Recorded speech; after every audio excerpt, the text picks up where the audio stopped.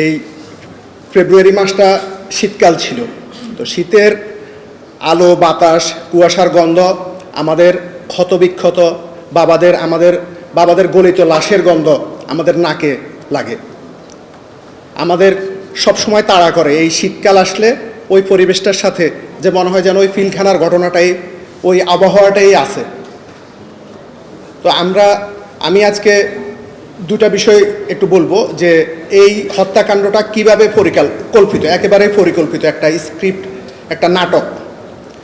আপনারা দেখেছেন যে যখন পিলখানায় হত্যাকাণ্ড চলছিল তখন কিছু মিডিয়া উদ্দেশ্যমূলকভাবে একেবারে আগে থেকে পরিকল্পিতভাবে অফিসারদের, যে বিডিআরের সদস্যদের প্রতি অফিসারদের বিভিন্ন অন্যায় অবিচার এবং চাল ডালের ইস্যুটাকে সামনে নিয়ে আসা হয়েছে।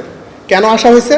যেন এই বাঙালি জাতি যেন এই অফিসারদের মৃত্যুটাকে ঘৃণার সাথে গ্রহণ করে, কেউ যেন প্রতিবাদ না করে।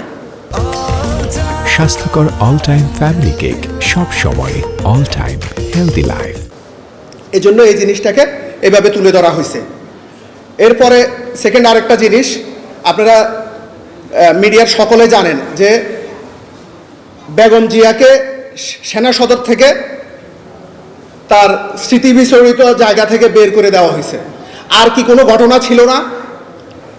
এই পিলখানার শহীদ পরিবারদেরকে সামনে টেনে বেগম জিয়াকে ক্যান্টনমেন্ট থেকে বের করা হয়েছে। কেন বের করা হয়েছে?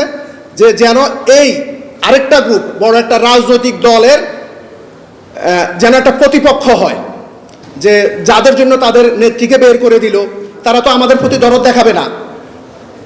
এইভাবে বিভিন্নভাবে একেবারে পরিকল্পিতভাবে এই হত্যাকাণ্ডটা ঘটানো হয়েছে। আমরা শহীদ পরিবারের সন্তান হিসাবে আপনারা দেখেছেন যে আমরা বিভিন্ন সময় হয়তো নিজেরাই কথা বলার সময় আমরা আশপাশে দেখতে হয়েছে যে আচ্ছা কেউ কি আছে যে আবার আরেক জায়গায় গিয়ে বলবে যে অমুকের বিরুদ্ধে কথা বলেছি।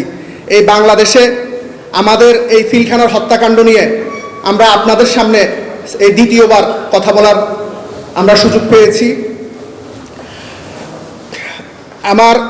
আমার মাও এই শোক সইতে না পেরে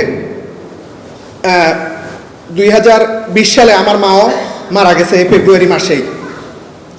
তা আমাদেরকে যতভাবে সম্ভব আমার বাবা এই পিলখানার শহীদদের বাঁচাতে গিয়ে বা এই হত্যাকাণ্ডের বাধা দিয়েছে কেন, এ কারণে আমাদেরকে বিভিন্নভাবে ডিপ্রাইভ করা হয়েছে। আমার মা 2020 সালের ফেব্রুয়ারি মাসের 12 তারিখে মারা গেছে। আমার মা আমাদের পিলখানাতে বাসা ছিল। আমাদেরকে এর আগেই নোটিশ দেওয়া হয়েছিল যে আমরা যেন বাসাটা ছাড়ি, কিন্তু আমার মা মারা যাওয়ার পরে মাত্র 5-7 দিনের মাথায় আমাদের পিলখানার বাসাটা ছেড়ে দিতে হয়েছে।